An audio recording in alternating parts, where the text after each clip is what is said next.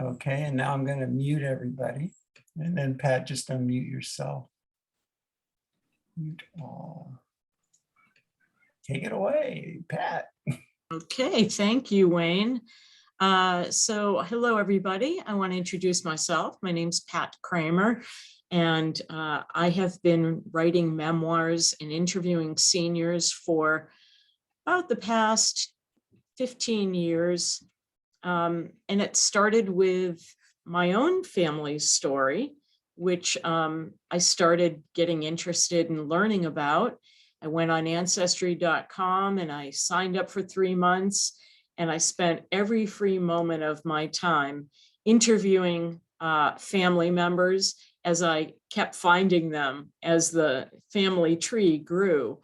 A lot of them I didn't know because my family members didn't keep in touch with one another. And I found some new relatives who I now have wonderful friendships growing with.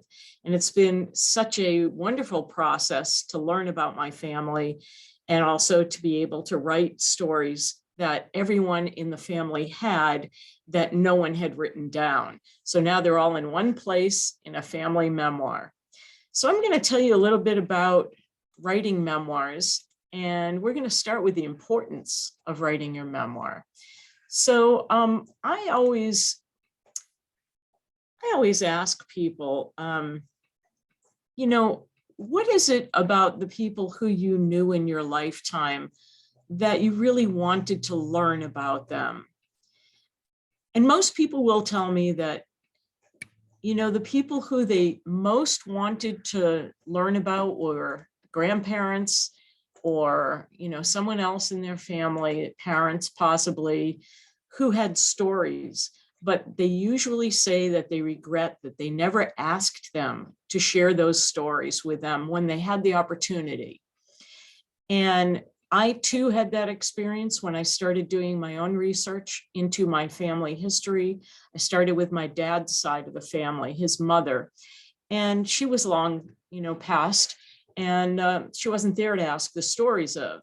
And I wished that I had asked her more stories because no one else remembered them like my grandmother. She kept track of everything, but no one else really kept track of different family members. So all I had were little pieces of what people could remember, and that's what I used. So I think it's important that we all take the time to write down the things that are important about our lives, the stories that we have, and to keep on adding to it, because it is a process, and we don't always have time to share those stories. But at least if you begin it and you know, have it begun for your family members, they'll have something that they can read should there be a time when you aren't around. And I think that the children and the grandparents start becoming interested in that when they reach midlife, or maybe a little past midlife. At least that was my experience. So what is a memoir? A memoir is a historical account of your life. And it usually focuses on a specific time frame or a journey that you took. There's the term memoir and there's the term memoirs. You may have heard people are writing their memoirs. A memoirs, plural, is the entire life story. So when you say you're writing your memoirs, it's really a book you're writing. Whereas if you say you're writing your memoir, that could just be a certain experience that you're describing, or it could be an abbreviated story about your life. In any case, it's a historical narrative, and it's written from your point of view. There's so many benefits to writing a memoir. I've been giving this presentation that I'm doing for you now at senior living and retirement communities for about the past 10 years. And one of the experiences that people have, and they always tell me this, is that they start thinking about the stories that they tried to tell to their children, and their children said they didn't have time to listen to them. And then they felt bad that no one wanted to hear their stories. And then when I come and I share the memoir stories that I have, they feel like their stories are worth something too. And it's important for them to know that no matter what your experience has been, that you do have a valid story to tell. Everyone's experience is different in life. Your stories are important. And even if someone doesn't have time to listen right now, there will be a point in time where they're going to ask about those stories. And if they're written down, they'll be told from your point of view as opposed to what someone else remembers having heard. And maybe the story morphs, or they forget parts of it, or they tell it differently than it really happened. So the benefit is you get to re-experience the high points of your life, the people who you've met and loved, the people who are no longer with you that influenced you early in life or through your life. And you get to pay homage to those people in your own memoir. You can also review experiences that were challenging, and you might learn something from those experiences when you re-explore them. Because in looking at experiences from our childhood, from an adult's point of view, you see things differently than you did as a child. And I know when I've looked back at experiences, I thought they happened in a certain way when I was a child, but when I told them from the vantage point of who I am today, I could have compassion for different people in those stories that perhaps disappointed me.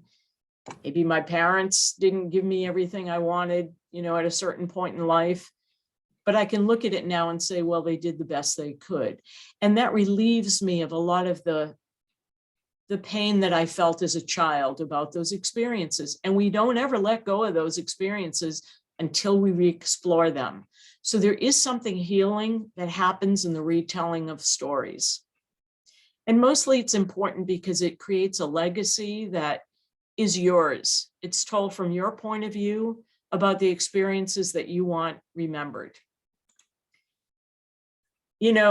I love to have this little man in the corner with his Superman suit on, because sometimes people don't feel like they have really interesting stories, but I think everyone has something interesting that depending on how they tell their story, I think their stories are interesting.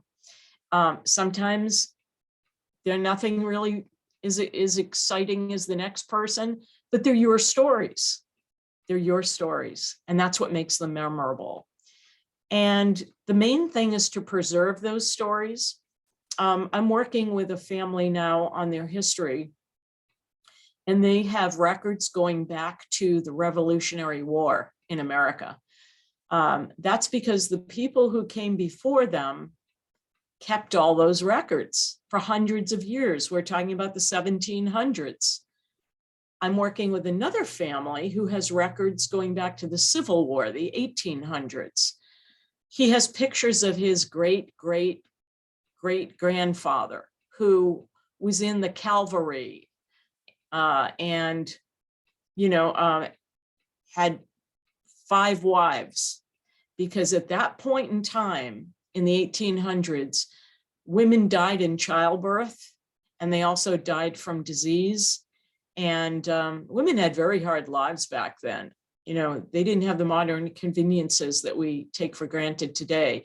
So, men often had women in their lives, their wives, who had so many children. It wasn't unusual for women to have 8 to 15 children, and they would die at some point after a while. And then the man would get a new wife and he'd start again. That was the case with this one family. But going back to, historical records, if you have any historical records that go back, in time of your family, you want to preserve those, right? You've kept them. They're important to you. You want to preserve them through the next generation. Same thing with the people who know you. They want your stories. And it's important, even if you're not rich and famous, even if you haven't done anything you feel is extraordinary, to write down your values, to write down the things that you've been through, the hardships, and how you got through them. Because your children, your grandchildren, your great-grandchildren are going to need to know that. So I'm a journalist by trade. I started as a news journalist working in radio, and I worked in radio for the first nearly 10 years of my career. And I interviewed a lot of people. And that was how I came to the point where I wanted to interview people to write their memoirs. But I also had two very loving grandmothers. I had one grandfather for 11 years. I never met my other grandfather because he passed away when my mother was a child. But I always asked them for the stories about their lives.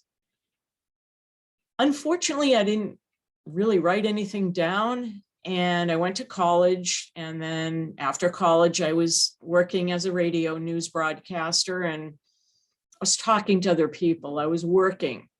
I didn't have time really to interview my grandmother. And I don't think it was really important to me at that point, either in my 20s. In my 30s, my grandmother died when I was 33. And, I was very sad because I was very close to her. But it wasn't until I reached the age of 50 that I really started looking back. You reach a certain point in your life where you start looking backwards instead of forwards. And that's when I started wishing I had stories. So I think it's important our elders have stories to tell us. I think it's important because they're the link to our past, not only to our genetics, as we know with, taking those blood tests for our genetics, but also because once those memories have elapsed, no one remembers them anymore.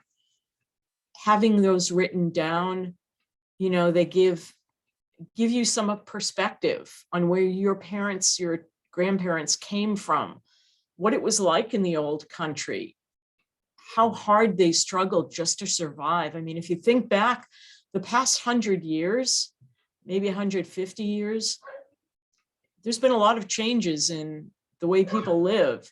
And that's really important that where they came from.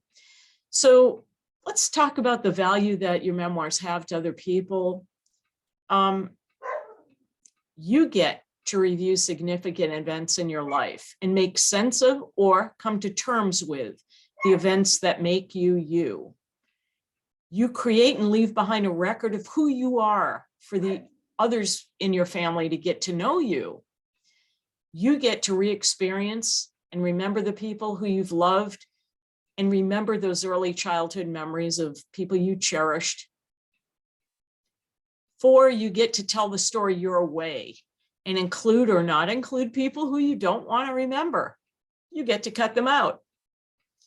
5, it can be therapeutic, writing about painful memories. It also helps you process those experiences and takes the sting away. It may cause you to look at your life differently in a more positive way. Sharing your story can strengthen your bonds with your family and loved ones who have not known the experiences you've been through. And I'll tell you more about that soon. Finally, it has a higher purpose. It allows people to get to know you after you are gone. Wouldn't it be nice if you got to design how people remember you? And that's what your memoirs do. They create an illustration, an account of who you were and how you'll be remembered. So where do you begin with writing your memoir? Start at the beginning. I always tell people, create an outline. And the outline should be the major events in your life. Just a loose outline, from the top of your head, a loose outline of all those times in your life that are memorable. I'm so sorry. It's always the dogs barking when I'm on a presentation. But it is an outline, and outlines can change. So you have to start somewhere. So you start with perhaps the time you were born and what it was like and who your family members were. I had, as an example, I come from a family of sheep herders. I actually wrote a memoir about a gentleman who came from Basque country in Spain. and his family were sheep herders, and he came to America on a government program to work in Arizona as an assistant to a shepherd. Early years, birth, family, earliest memories. That's usually where most people begin. Walking to the one-room schoolhouse. In my case, it was the same elementary school that my dad went to. It was over 100 years old. And we walked to school every day, and it was a mile each way, and we came home for lunch. So we walked to school, we walked home for lunch, we walked back to school, and then we walked home again. So that was 4 miles I walked every day. Children don't do that anymore. My first pet was a rat. Okay, I know someone who told me that story. The rat was very lovable. It was very intelligent. That rat sat on his shoulder and he fed him by hand. You know, these may be your memories, you know, or something similar to these experiences. You had a first pet. You loved that pet loved you. Be thorough. Don't leave out anything that you consider important. This is your memoir, and it should be from your point of view. And it should also talk about your values, you know, how you feel about your life, what you've learned from different experiences, why you loved your grandmother so much, who she was to you, what she taught you. These are important things that should be included in your memoir. Once you have the outline, you can start filling in each category, and you can put as much detail in there as you can remember. Don't try to be perfect the first time around. This is just to do a brain dump. You want to get it on your computer or paper if you're writing longhand. You're just basically putting all those memories down in the category under whatever subject heading you have. I have someone who I'm writing a book with right now, his memoir, and he prefers to just talk. And so he talks for an hour, and I take notes. I'm very fast as a typist, and I take notes about all the things he tells me. I also tape it, so I have back, you know, fill in case I miss anything. And then we conclude at the end of the hour, and I write it all up for him. And I think that's a good way. Some people are very good at just talking about a certain subject. Don't try to edit it. Don't try to do all of the grammar and the punctuation in the beginning. Just get the memories down, because what you're going to find is as you conjure up more memories, you're going to start remembering additional parts of the story. And I have heard this every time I've interviewed anyone for a memoir. They say, you know, now that we're talking about my life, I'm remembering more about it that I didn't remember the first time I spoke with you. That's going to happen. It's releasing memories that are stored in your brain that you haven't thought about in a long time. And you may get those memories very profoundly when you're sitting doing something else. You're reading a book, you're sleeping perhaps, and this memory comes up. Try to keep a pad of paper near your bed or on the table where you most, you know, often sit, so you can jot down those memories as you remember them, because when you're thinking about them is when they're most vivid, and that's when you want to write them down. And they may fade after they come forward, and they may not come forward again. It may be just that once. So try to write them down as best you can when you have the opportunity to. You can always change your outline, add additional chapters. You can combine chapters 2 into the same one. Anything can happen as you're writing your memoir. So once you get the titles ready for the different chapters, you're going to really start doing the creative part. You're going to go back and you're going to reread what the memories were, and you're going to start telling it in terms of how you write it. Most people do it nowadays typing, because I know me, I've been a writer for 40 years, my hands cramp up. I don't like holding a pen for that long.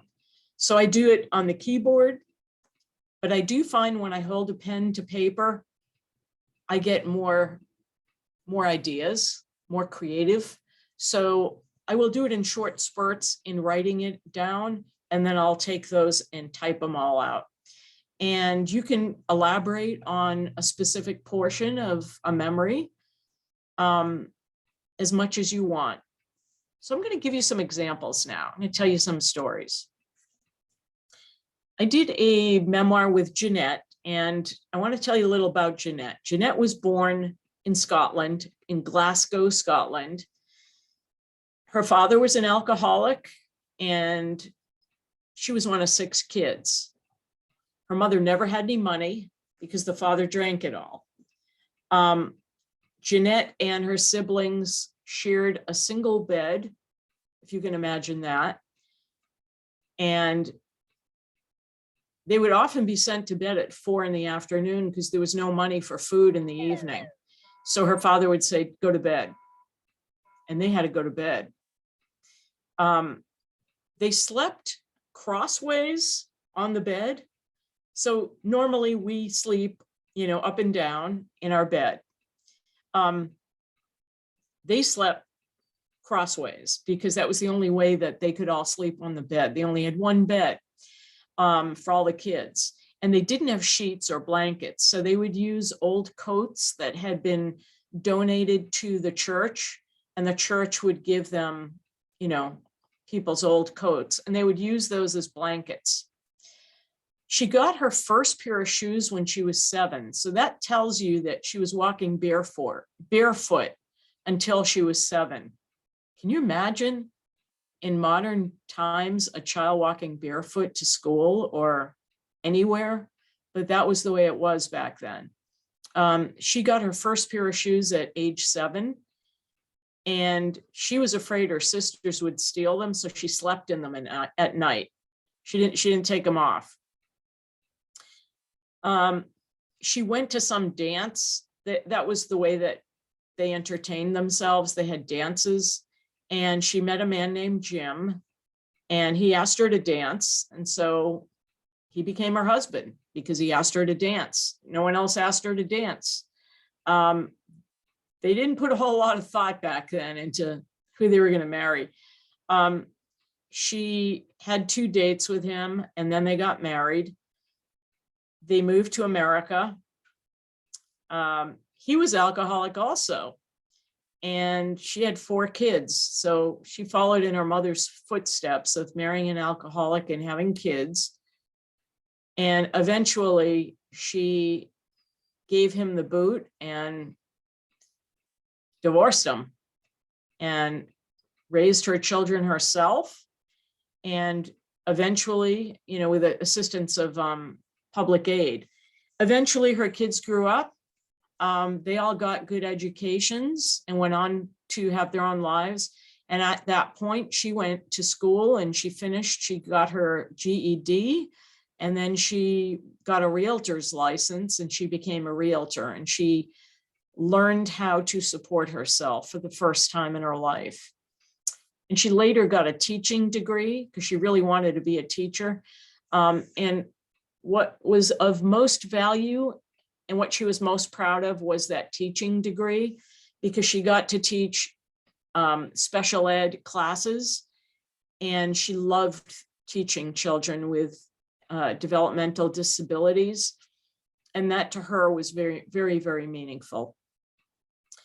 And, when I wrote her memoir, she told me that despite all the hardships that she had been through, which were obvious to me, the time in her life she most cherished was when she was a child living in Scotland. So go figure, it isn't always what we think. I'm going to tell you about Dorothy. Dorothy was raised in Southern California in Lakewood, I believe. Her father and her mother were Japanese, and she was put to work as soon as she was old enough to stand up. When she was a toddler, she was put to work by her father in the fields that they were tenant farmers in. They had crops that they had to harvest, and she was pulling weeds, she said, when she was 3 years old. She was never allowed to play with other children when she was old enough to go to school. Instead, her father would make her go to the farm and work. So children didn't come home with her after school and play. She had to work. And when she was 8 years old, the war broke out, and all Japanese families were considered suspicious or potentially suspicious. And so the way things happened was the government sent all of the Japanese families in Southern California, as well as elsewhere in the country, to internment camps. Her family was sent to Arkansas, where there was barbed wire around the camp. They were not allowed to leave. They were put into a 2-room cabin of sorts. It was rough-hewn wood, planks of wood with tar paper over it. It was not insulated. In the winter, the wind blew through it. The sand blew through it. It was cold. And that's where they lived for 4 years. She told me that she went to school in that internment camp, and one of her fondest memories was sneaking out under the barbed wire fence and going to a penny candy store with some of the other kids from the internment camp. And they would walk a mile to the next town and buy penny candy. I asked her, how did you have money? She said, well, my parents gave me an allowance, so I would use that for candy. And I said, well, weren't you worried about getting in trouble if you got caught? And she said, we never got caught. And she was very proud of that she had snuck out and snuck back in. And, you know, one of the things that was most surprising to me was that she said she loved living in the internment camp. Why would you love living in an internment camp? She said, because I got to have friends. And I got to play with my friends after school, and my father never let me. So sometimes the stories we think we know aren't really the stories that are accurate when they're told by the seniors. Izzy was born into a Hasidic Jewish family in Chicago, and every male in the family before him had become a rabbi. And that was the way it was supposed to be in his family. They were extremely religious, Orthodox Hasidic Jews, and they practiced rituals that involved maybe 150 prayers a day. For every action and thought, you had a prayer. Well, Izzy was the youngest of his family, and he discovered that he wanted to do something other than become a rabbi. But his mother's family and his father's family came from lineages of great rabbis. And both sides of the family were the head rabbis in the communities in which they lived. In Poland, where they came from, they were both from Eastern Europe. So there was no question about it. His parents were not going to compromise. He was going to become a rabbi, whether he liked it or not. So they sent him to a yeshiva camp in upstate New York. It was in the Catskills, and he hated it. He didn't fit in. And after he was old enough to, you know, after the I want to say internment camp, after the yeshiva experience, he came back to, he was living with his sister and her husband at that time. They lived in New York. And he came back to his sister's home, and he started exploring. And this was when Greenwich Village was the folk scene for America in the 1960s and 50s. He began to enjoy listening to folk singers, and he loved listening to music, and he loved being a part of that whole scene. And there was no question he wasn't going back to Chicago. He decided that.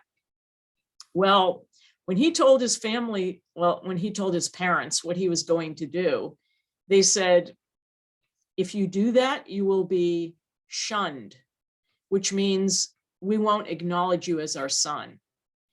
And he was very upset about this. So he tried again to do what his parents wanted him to do, but he just couldn't do it. So ultimately, he decided to move out of his sister's apartment in New York on the Lower East Side. She and her husband told my client that they would never be in touch with him again. He was dead to them. And he made that heart-rending choice, and it broke his heart to do it. But that was the only way he could become who he needed to become. And the story evolved into him working with a Jewish folk singer who was an Israeli, and accompanying this folk singer around to appearances all over the world. He worked as his assistant. And then he came to LA to try to put on some sort of festival as a promoter, and he ended up staying in LA. And he learned a new trade because he needed to find a job. He worked for a real estate brokerage, commercial industrial real estate, and eventually he became a broker himself.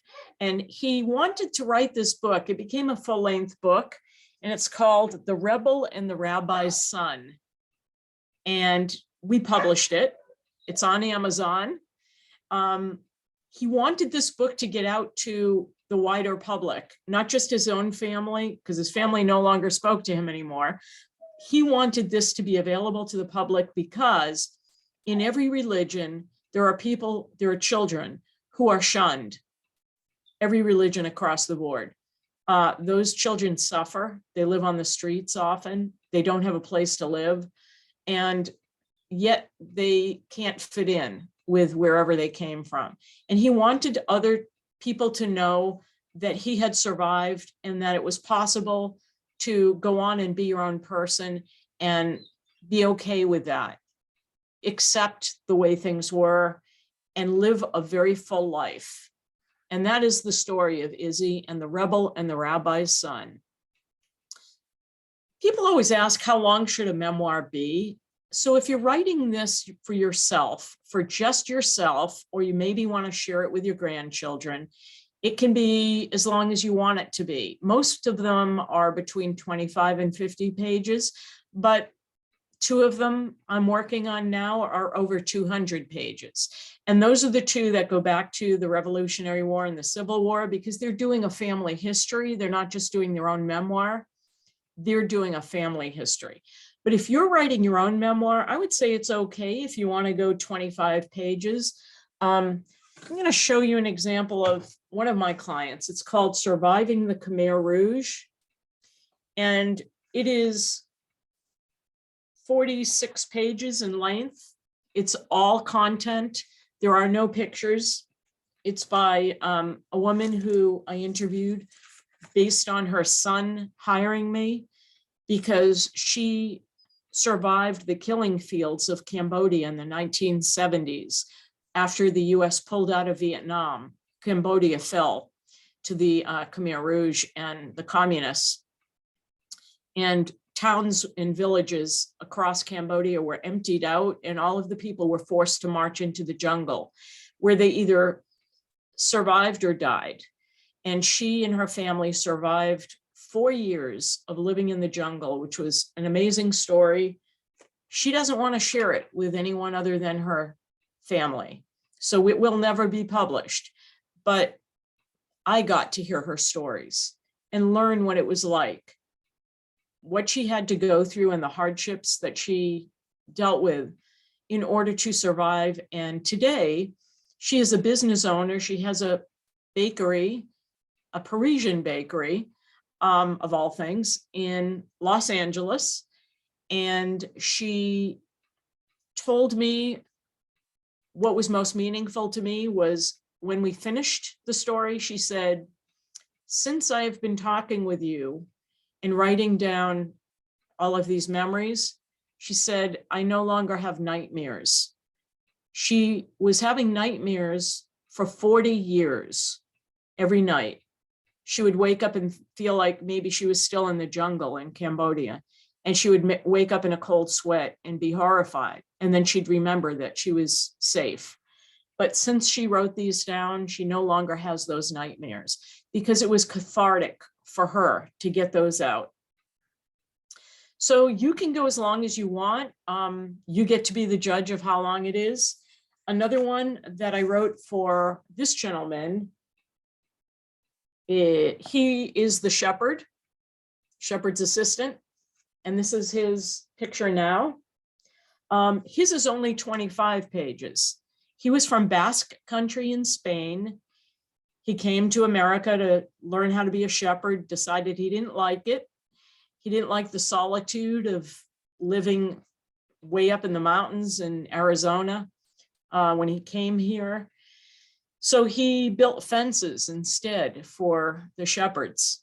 And that's what he decided to do for a living. He has a fence company here in Los Angeles. And his son now runs the company. And it was his son who asked me to write his memories down. You can print them, a simple printing as a booklet, or you can have it as a digital file. Make sure you save it on a flash drive. So in case something happens on the computer, if it gets corrupted, there's a safe copy somewhere else, and maybe even print it out too. Where should you begin? Where do you do your writing? Do you do it from your bed? Do you sit at the kitchen table? Set yourself up somewhere where you're not going to be distracted. If you're living in a communal situation, go somewhere where you're not going to have interruptions, and try to spend a block of time every day doing it. Be disciplined about it. In other words, where even if you spend a half hour a day at the beginning or the end or the middle of the day, you have a process that you're going back to. And each step gets you closer to telling your whole story. Most people don't write it by hand because it's hard to do it that way. But you can start it that way, and you can later convert it to a digital file. What if you don't remember exact dates? Well, we can always research those things now, right? There's ways to get dates. You can go on ancestry.com and find out all kinds of information about your family, their history, your history, because of public records. And there's also ways to hire a researcher.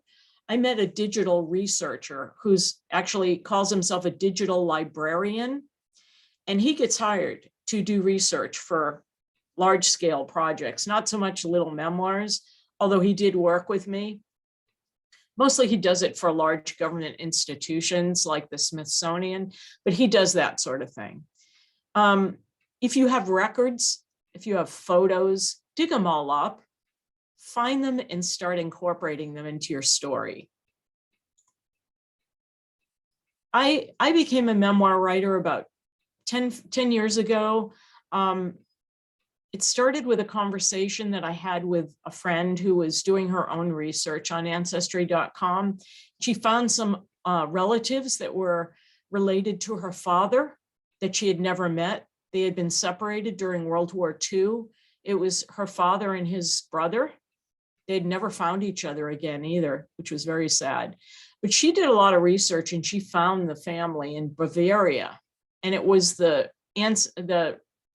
children of her father's brother and their grandchildren that she found. But they had stories. They had stories that their father and grandfather told them about his brother, who was her father. And she had stories that her father had told her about his brother. And when they met, she was able to share those stories and hear their stories. And it was beautiful relating of how she got to know her family. So I started doing my own research. I built a family tree with 350 members, all 4 branches, and it was very helpful to me.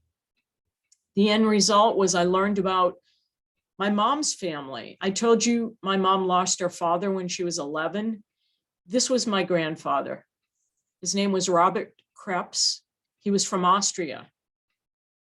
His family came over in the 1890s, and they settled in the New Jersey area. They had a bakery, and his parents did not speak very much English, but they were very kind people. This was my grandmother who raised my mother. I remember my grandmother because she was alive till I was 16. She didn't tell me much about her family. She was from Germany. She didn't like to talk about the past. She had bad memories. So I never really knew the details. And to find out more about them, I had to go on ancestry.com, and I eventually met my grandmother's sister's grandchild. So let me just tell you this real quickly. My grandmother had 3 sisters. One of them jumped out of a window and committed suicide during the Depression. That left 3. She had a falling out with one of the 2, and she never spoke to that sister again. Unfortunately, the other sister sided with the sister she never spoke with, so she never spoke to that sister either again. So my grandmother raised her children without any help from or support from her sisters. So my mother didn't know her cousins, and I didn't know the cousins' children. I met them last year on ancestry.com through some research I was doing. And I have since gotten to know about 8 or 10 of, well, actually more than that, about 15 of them from my grandmother's sister's grandchildren. Isn't it wonderful that we can do that research today? And they're wonderful people. And we're close now, but I never would have met them if I hadn't done that research. There were some issues, there were some problems. This is my great-grandfather and my great-grandmother on my dad's side. And I will just leave it at that. So who do you want to read your memoir? Write it for yourself. Write it for you, because that way you're going to be truthful and honest.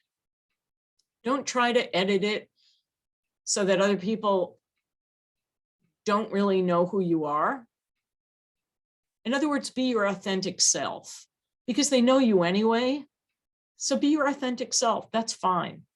Don't worry about who reads it. Just write it. That's how you get started. The main reason to write it is so that you get to tell your stories from your own point of view. And that's really important. So I encourage you to go write your memoirs. This young woman was my grandmother. She was my dad's mother. And in this picture, I think she was 15 or 16. She was standing on a beach in Boston. And this is how they dressed in the I want to say maybe around 1920s. They wore bloomers and dresses on the beach. And she even had a little hat. And there was the little boy behind her with his hat on. They were all sitting on a beach, looking at the waves. If you need help pulling together your memoir, I'm happy to be a resource for you. This is what I do. Copy down my email and my phone number so you have it. You might never need it, but maybe somebody will ask you if you know anybody that can help them. Or maybe your grandchildren will say, can you tell us some more stories? And you're like, I don't want to do this anymore. Then that's where I come in. That is the end of my presentation. And I would like to open it up for questions, because people usually do have questions. So if anyone wants to unmute and ask me, I am happy to ask questions and answer them as best I can. Hi, Jeff. Yeah. Hi. My question is, what are the main differences between a memoir and a diary? Well, I think a diary is just dated and written in consecutive order of days. You don't have to be that regimented in your memoir. You can tell your memoir from a certain point in time, but you're not recounting every single day's experience. Like, for instance, when I started writing in a diary at age 8, I wrote, "Today I drank a glass of juice and I liked what my mom cooked for dinner." And, so those were my memories of that day. Nothing really significant. Sometimes I would say things like, "I hate my brother. He won't loan me, I loaned him $1 and he won't pay me back." Stuff like that. This is precious. I'm glad I have that diary still. But you don't have to write on a daily basis what you did in that particular day. Your memoir can be broader. Other questions? Comments? Addendums? Did you learn anything, I hope? Yes. Good. Judith, were you trying to say something? He's nodding. Yes, this has been so valuable for me. I've had a very not straight path life. And recently, as my granddaughters are getting older, and mostly as I'm getting older, I'm thinking they live in another state. And I thought, I want them to really know me. And I didn't really know where to start. So I started where I was born. I thought that was the beginning. But this has really, really been helpful to me. And to write every day is something I would not have done. So I'm anxious to get started. This Excellent. is really very encouraging. And that it doesn't have to be a tome, and it doesn't, there's no requirement. It's about me. Exactly. And I think that's not an easy thing for me to do, because I'm really more focused on other people and in other ways. So I think this is going to be, I'm very excited about this. Thank you. You are very welcome, Judith. And when you get to the end of that process, if you need to get it printed, I can refer you to the printer I work with in La Cañada, which is right next to Pasadena. And, for like a 25-page booklet, it's like $15 a copy. It's not expensive. Oh my gosh. Yeah. That's wonderful. Yeah. Yeah. He really works with me on that. So I'm happy to refer you.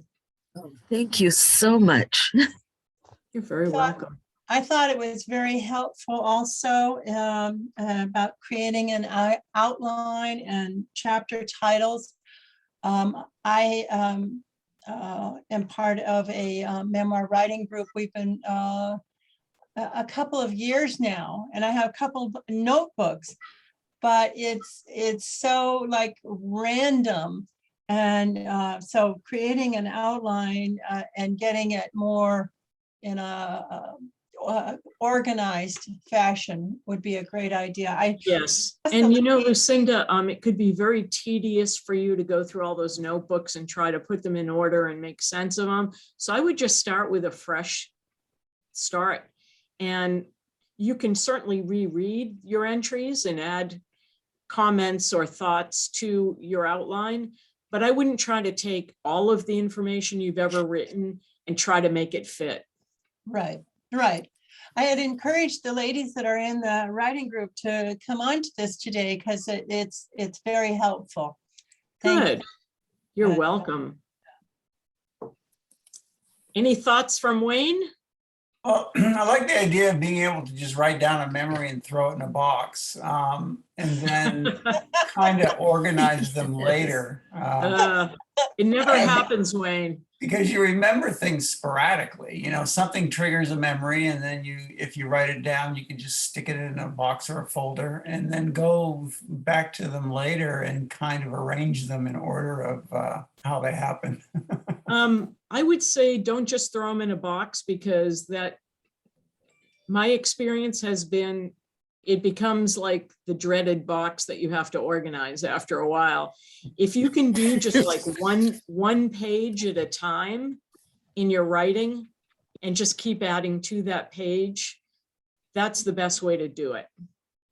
Yeah, I would do it on the computer too, because I'm Yeah. much more, I use a keyboard, I don't do longhand. Is the person who's called reading wanting to say anything? Yeah, I'm not sure who that is. I can ask them to unmute. And Julie, did you have any thoughts? One thing I want to just, can you hear me? I've been Yes. packing up for the garage sale. It has not worked out too well. We had to go home. We have to go home now. Are you there? Yes. Oh, okay. One thing I was going to say is that what works for me really well when I have to do this kind of thing is to take my phone, go on notes, or you could even do it on an email, but that doesn't last as long. But if you do notes and use the microphone, you could be walking and recording, and or you could record anytime and then save. But you have to keep saving on the microphone because it gets shuts off for a second. So you have to start it again, you'll see. And then you can send that to your email, or you can send it to your computer. You And can then do that. That's a good way to do it. I am old fashioned and I like the cassette recorder, the mini cassette, micro cassette recorder, because what I have found with the app on my phone is that when I have it voice to text, it interprets it as words that don't make any sense. Oh, right. Yeah, it can do that too, of course. But just for me to get the ideas down, what I have a problem with, I can come up with maybe some thoughts and memories, but it's just the writing of it to make it sound like a story. Mhm. I have problems going from just the brainstorming to the story. A lot of people do. It's a little more challenging than most people think it's going to be. I agree. Just a point of information for me, and I've been a writer for 40 years. For every hour of interview that I do, it takes me at least 3 hours to write it up. Oh, okay. I guess I don't particularly Yeah. like writing. That's part of the problem. And that's for me, and I do it every day. So it's not as fast as you would think. It's not just Yeah. immediate text that makes sense. You have to put it in a certain order so that the story makes sense the way you're telling it, and also write it in the same tense. Sometimes people jump forward and backwards. But anyway, I don't want to scare you. I'm not trying to scare you. I'm not trying to discourage you. Do it whatever way is comfortable for you to get started. Mm-hmm. Okay. I'll call you if I'm at that stage. Okay, there you go. Anything else that I can answer for you? I think we are at the, I have a question.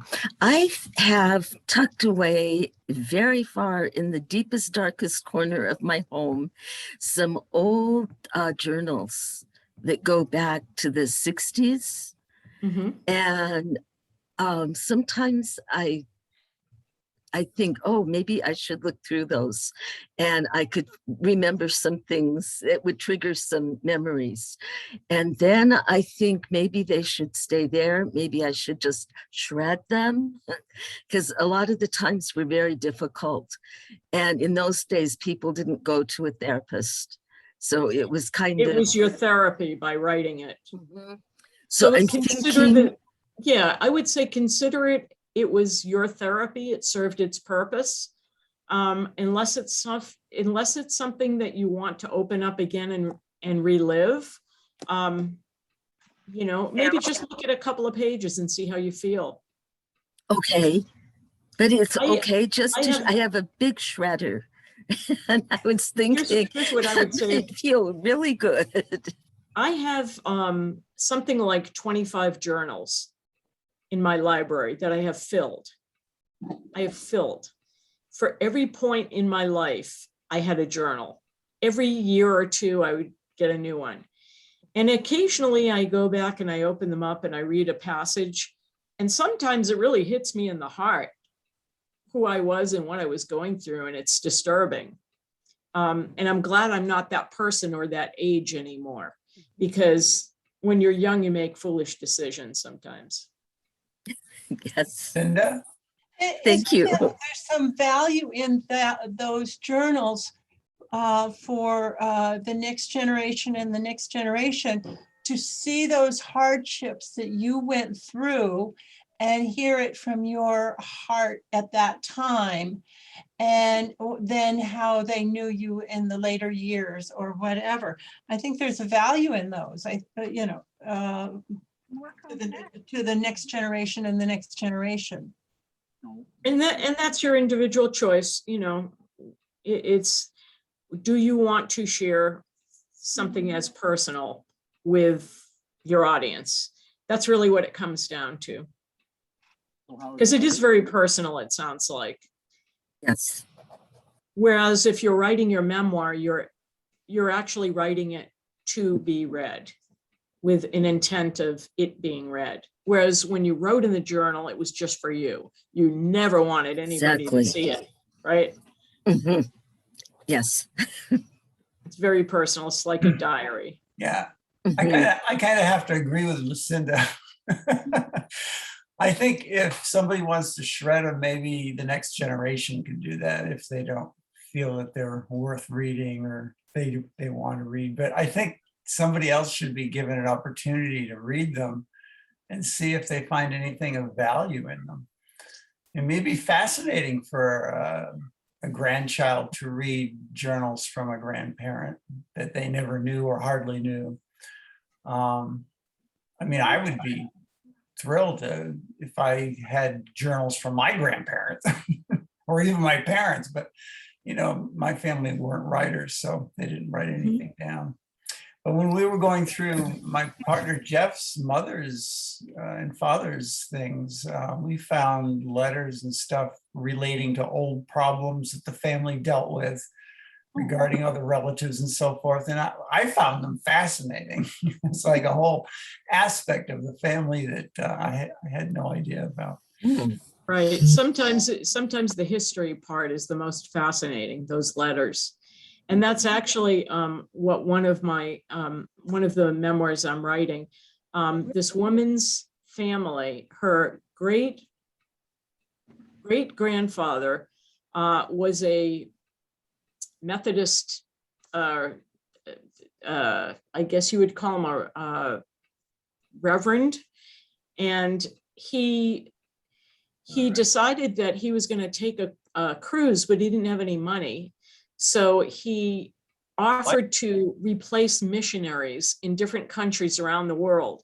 And he and his wife traveled from the 1870s or 1880s around the world during that time in history. I think it was the mid 1880s. And she wrote the letters, the great grandmother, of what they saw. They went to China. They were talking about women's feet being bound. They went to India. They were talking about what they saw there. They went to Africa. That was an amazing collection of historical artifacts about what the world looked like back in the 1880s. And that is definitely a treasure. Things like that are a treasure. And you find them in the letters that people write to one another. And that is the differentiation between writing a personal journal for yourself and writing it for someone else to read. And that's something that you can choose whether you want to share or not. I think our time has come to an end. So I want to thank you all for attending today and giving me an opportunity to share what I know about writing memoirs. I look forward to hearing from you. If you have any need for me, please contact me. Do you want me to put my card back up there? Sure, and people, this will be recorded so they can access the recording in our Zoom library if they want to go over it again. And also, if you want a copy of the recording, just contact our office and ask Katie how you can do that. I would love a copy of the recording.